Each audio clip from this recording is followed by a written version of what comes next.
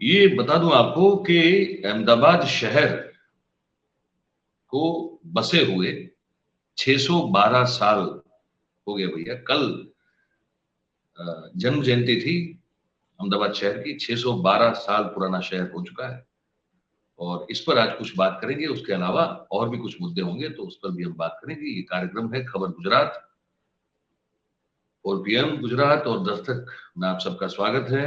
मैं हूं आपका दोस्त मयूर जानी। तो जैसे हमने कहा शुरुआत में कि हर एक शहर की अपनी एक फितरत होती है। ये भी कहा जाता है कि उस शहर से गुजरती हुई नदी के पानी की भी एक फितरत होती है।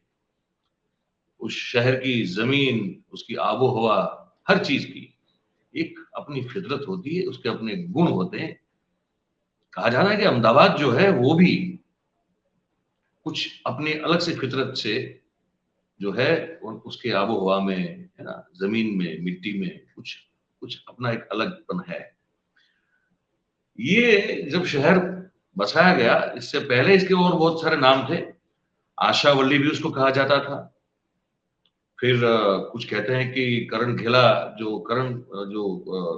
घेला करके एक राजा हुआ करता था, उसने ये कर्णावती नाम से शहर बसाया था। ये सब भी एक कहीं ना कहीं आपको इतिहास में दर्ज मिलता है छोटे छोटे अंशों में। उसके बाद 612 साल पहले यहाँ पे अहमद शाह नाम के बादशाह हुआ करते थे और बादशाह अहमद शाह साहब ने सोचा, इसको स्ट्रेटेजिकली जो है देखा गया कि ये जगह कुछ ऐसी है कि उत्तर गुजरात से अगर आपको सौराष्ट्र जाना हो तो आपको अहमदाबाद से गुजर के जाना पड़ेगा। ये एक वास्तविकता है।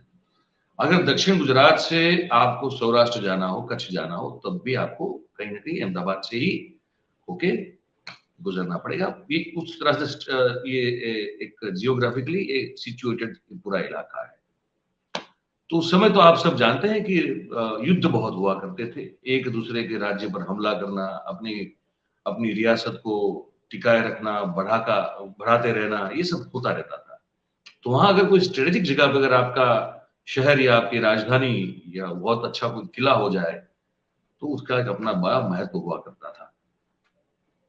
तो ये कहा जाता है कि अहमद शाह बादशाह ने ये सब सोच के कहा कि यहीं एक शहर जो है उसका बड़ी अच्छी तरह से निर्माण किया जाएगा। जैसे मैं पहले कह चुका हूं, ये आशावली, आशावल, कर्णावती इस नाम से पहले ये इसको जाना जाता था। लेकिन जिस मैग्नीट्यूड में सोच रहे थे शायद अहमद शाह, उस मैग्नीट्यूड का वो शहर उतना बड़ा, वो उस तरह का शायद नहीं होगा। और इनको लगा कि यही जगह है, यहाँ पे जो है बादशाह को कायम किया जाएगा, ताकि यहीं बैठ के अगर उत्तर गुजरात में भी पाटन की ओर कोई अगर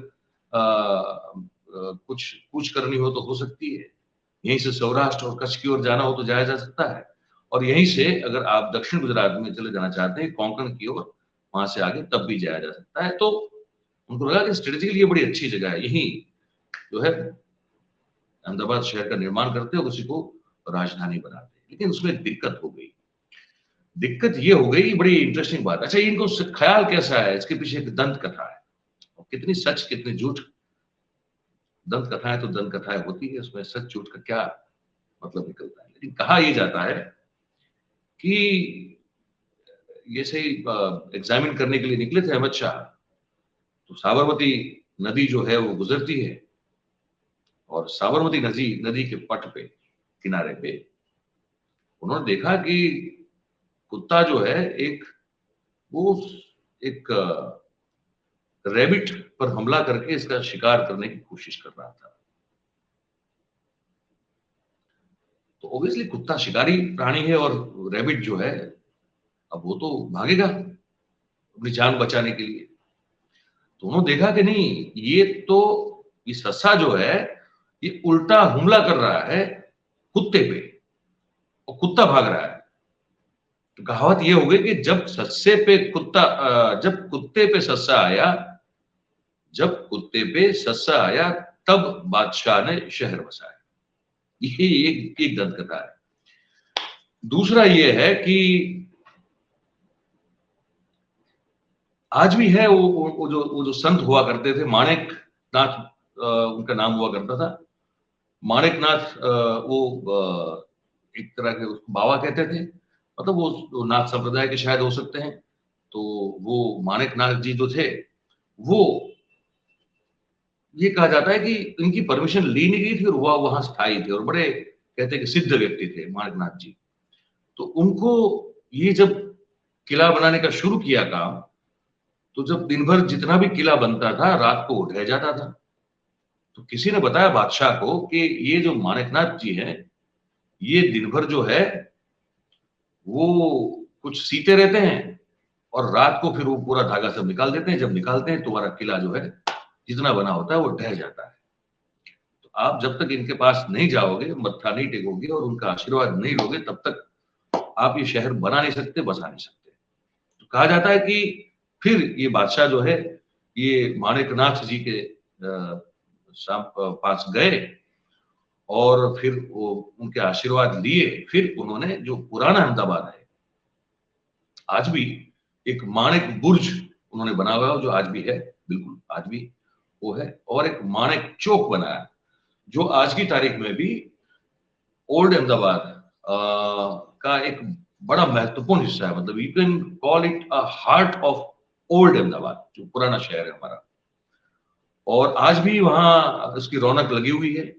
और उसी के बिल्कुल बगल में जो है वो रतन पोल है। वहां गुजरात भर से लोग जो हैं वो खरीदारी करने के लिए आते हैं। बहुत बड़ा मार्केट है हर चीजों का। तो वो जो है उनकी याद में ये बनाया गया, वो बादशाह के जमाने से है वो। तो उसके बाद फिर जो है किला बना और अच्छी तरह से बना और फिर शहर जो है ठीक तरह से बसाया गया। ये कहानी है अहमदाबाद की।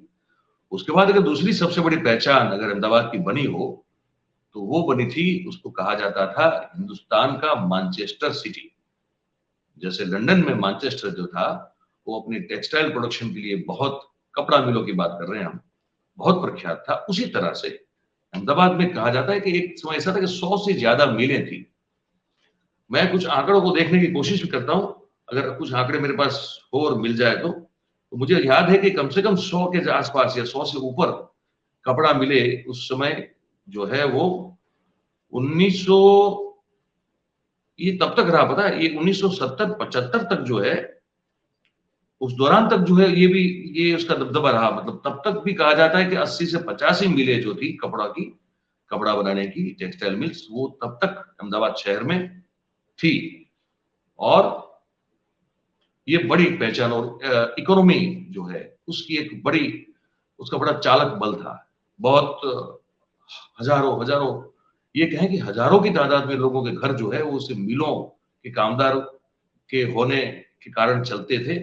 और ये कपड़ा मिलों का बड़ा बहुत योगदान था। कपड़ा मिल जिन्होंने शुरू की थी वो सब जो श्रेष्ठीगण थे, महाजन तो थे, उन सब का भी बहुत बड़ा एक योगदान इस शहर की जब से स्थापना हुई तब से लेके मैनचेस्टर बनने तक और आज तक भी वो हमको देखने को मिलता है। विक्रम साराभाई वाला आप फैमिली पूरा देख लीजिए और कस्तूर भाई, लाल भाई वाला पूरा फैमिली अगर आप देख लीजिए, ऐसे बहुत सारे फैमिलीज हैं जिसको महाजन कहा जाता था, जो श्रेष्ठीगण थे। और व्यापार का दौर जो है पूरा उन्हीं के हाथ में हुआ करता था। और वो उस तरह से जागरूक लोग थे कि 1831 में जब ये जो अहमदाबाद का किला जो बना, तो फिर उसके बाद आक्रमण भी होते रहे, हमले भी होते रहे, तो वो जर्जरित भी थोड़ा हो गया। फिर वो जो है उसमें कहीं कुछ रिपेयरिंग की भी जरूरत थी। तो जब ये सिटी आई तो 1831 में ये बताया जा रहा है कि अहमदाबादियों ने सबने मिलके और इस किले के संवार काम, रिपेयरिंग काम को करने का सोचा। 4 लोगों की कमेटी बनाई।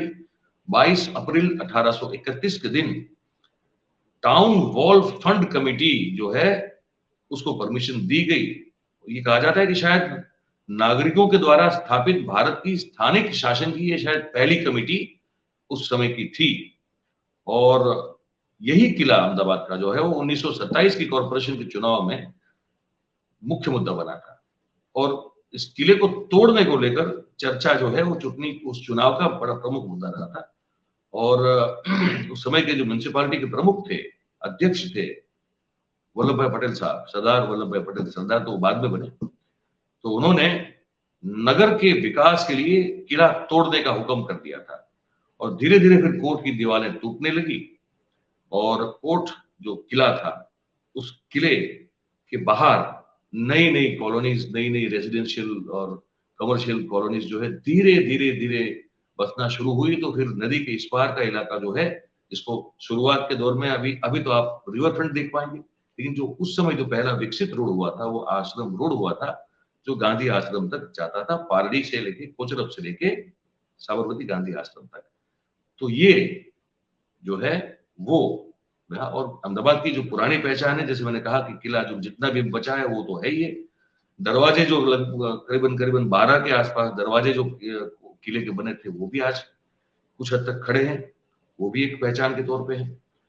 इस शहर का जो पुराना शहर है, उसका जो उसकी जो अंदरूनी रिहायशी रचना थी, जो पोल जिसको कहते हैं, और उसके दरवाजे से मैं कह चुका, वो आज भी अपने आप में एक उसकी पानी संग्रह करने की जो पद्धति थी वहां, उससे लेके फिर जिस तरह से वो एनवायरमेंट फ्रेंडली उसको बनाया गया था, वो सब चीजें आज भी अहमदाबाद में लोग देखने के लिए आते हैं। पतंग उत्सव ओल्ड अहमदाबाद में पोल में, जो पोल का इलाका है पूरा, वहीं आज भी लोग जो है जा जाके मनाते हैं। वहां का अपना एक अलग एक कल्चर है, अपना एक अलग मजा है। इसके बाद सीरी सैयद की जो जाली है वो बड़ी प्रख्यात है। 2 जालियां हैं, ये लैंडमार्क है। आपको याद होगा शिंजो आबे साहब जब यहाँ पे आए थे तो हमारे प्रधानमंत्री नरेंद्र मोदी साहब ने उनको उस स्थापत्य का दर्शन वो है वो करवाया था। ये गुजरात का अफ्रीका के साथ का संबंध है। इस मस्जिद का जो ये जो मस्जिद है, वहां एक मस्जिद बनी हुई है, तो उस मस्जिद का जो बनाने वाला था वो सीदी सईद था, इनका नाम था सीदी सईद। तो उसके साथ इसका ये एक इतिहास जुड़ा हुआ है। और समय के बादशाह अकबर ने हज यात्रा संघ के अधिकारी अफसर बनाकर उनको भेजा था, और कहा जाता है कि वहां से फिर वापस आने के बाद उनकी 1586 में 24 दिसंबर 1586 में उनकी डेथ हुई थी। और इसी मस्जिद जो उन्होंने बनाई थी स्थापत्य वाली, वहीं उनको दफन कर दिया गया। और वो जब क्योंकि उनका देहांत हो गया तो उस मस्जिद के मीनार और कमान जो है वो अधूरी रह गई, पर आज भी आकर्षण का बहुत बड़ा केंद्र है। दूसरा है सरखेज रोजा। ये रोजा जो है एक बहुत अपने आप में स्थापत्य को लेकर भी बहुत एक हसीन चीज है, देखने वाली चीज है। लोग आते हैं वहां पे, और वहां भी मकबरे हैं, मस्जिद है, तालाब है, महल है, वो सब जो है आपको सरखेज में देखने को मिल जाएगा। कांकरिया तालाब जो है आज तो उसकी रौनक पूरी चेंज हो चुकी है, अब तो उसको बड़ा एक मॉडर्न और ब्यूटीफाइड कर दिया गया, लेकिन जब वो नहीं भी किया गया था तब भी वो अपने आप में अहमदाबाद शहर की अपने हिसाब से एक पहचान था। अहमद शाह, बादशाह अहमद शाह जो सेकंड थे, उन्होंने इसका इस ये बनाया गया है तालाब, ये कुदरती तालाब नहीं है, it is a man made lake. तो उसने ये इसका काम शुरू करवाया था, और उसके बाद जो उसको खत्म किया गया। आज भी वो शहर की बहुत बड़ी एक पहचान है। और दूसरी बात मैं आपको बताना चाहूंगा कि एक हम भी तब हम तो सौराष्ट्र के छोटे से गांव में रहते थे, लेकिन हम अगर अहमदाबाद आएंगे तो एक बड़ा हमको क्या सबको ये था कि अगर अहमदाबाद में गए और उसकी लाल बस में नहीं बैठे तो फिर क्या मजा। उस समय डबल डेकर बस भी चला करती थी, आज तो नहीं चलती है, लेकिन हम हमारे बचपन की बात करते हैं जब हमारी मौसी के वहां हम आते थे, तो वो था कि बस में बैठना है, और वो भी विशेष रूप से डबल डेकर बस में बैठना है। उस बस का कलर लाल हुआ करता था, इसलिए उसको लाल बस कहते थे। तो वो एक लाल बस जो है वो भी एक अपने जमाने में बड़ा आकर्षण का काम जो है करता था। और उसमें बैठने के लिए लोग जो है अभी कैसे, मतलब लोग उत्साह था जिसमें बैठ के ही मुसाफिरी करनी है शहर में। अभी जो बीआरटीएस चल रहा है उसका हाल देखिए, वो नुकसान कर रही है। और लाल बस जो थी वो गजब की दौड़ती थी और लोग बड़ा पसंद करते थे उसको। और ये एक पहचान जो है उसमें से एक ये पहचान भी अहमदाबाद की थी।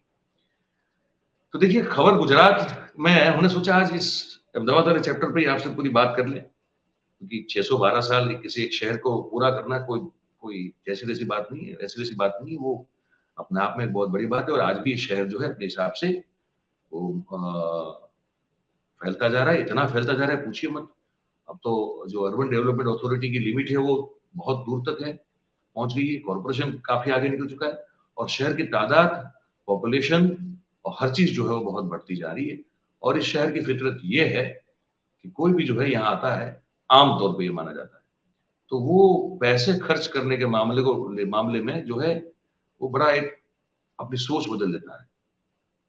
कहा जाता है कि अहमदाबाद के लोग जो हैं वो बाय नेचर कंजूस भी कहे जाते हैं, लेकिन उससे मैं उससे एक और शब्द इस्तेमाल करता हूँ कि काफी कैलकुलेटिव हो जाते हैं। मतलब ये अच्छी बात है ना, कहीं भी कैसे भी पैसे खर्च कर दे रहे हैं, कौन सी बात है, ये तो ठीक बात नहीं है। तो काफी फाइनेंस के मामले में बड़े संजीदा हो जाते हैं, मैं ये कहना चाहूंगा। कहते हैं कि पानी का ये कमाल है। तो यही है आज खबर गुजरात में आपके साथ हमने शेयर किया, अहमदाबाद शहर और उसके बारे में जो जानकारी, कुछ पुरानी कुछ अभी की। और अब तो मेट्रो बन चुकी है, मेट्रो का आपको लॉस कर रही है अभी तो, लेकिन कह रहे हैं कि जो कुछ एक्सपर्ट वो कह रहे हैं कि आगे जाके ये अच्छा एक परिणाम देगी ट्रांसपोर्टेशन के मामले में। तो मेट्रो बस अब तो चल रही है, अब तो बीआरटीएस तो कब की चल रही है। और जैसे मैं कह रहा हूँ कि गुजरात के अलग अलग इलाकों से लोग आज भी जो है वो दो शहर पसंद करते हैं, या तो जाए, कहते हैं कि कुछ करना है तो जाएंगे अहमदाबाद या फिर सूरत। वो अहमदाबाद है। तो बस खबर गुजरात में आज बस इतना ही है। फिर एक और कार्यक्रम के साथ आपसे मिलेंगे, आपसे मुखातिब होंगे, रूबरू होंगे। तब तक के लिए हमको आज्ञा दीजिए। आप सबका बहुत बहुत धन्यवाद, बहुत बहुत शुक्रिया। लाइक, शेयर, कमेंट, सब्सक्राइब जरूर करें। वो बेल आइकन होता है उसको दबा दें, उस पर ऑल का एक ऑप्शन आता है उसको दबा दें, तो हमारे सभी वीडियोस जो है आपको मिलते रहेंगे। और जब मैं कहता हूँ हमेशा कमेंट जरूर किया कीजिए। चलिए अभी इसमें इस कार्यक्रम में इतना ही है, और भी मुद्दे हैं उस पर बात करने के लिए आपसे मिलेंगे। फिर से आपका बहुत बहुत शुक्रिया। नमस्कार।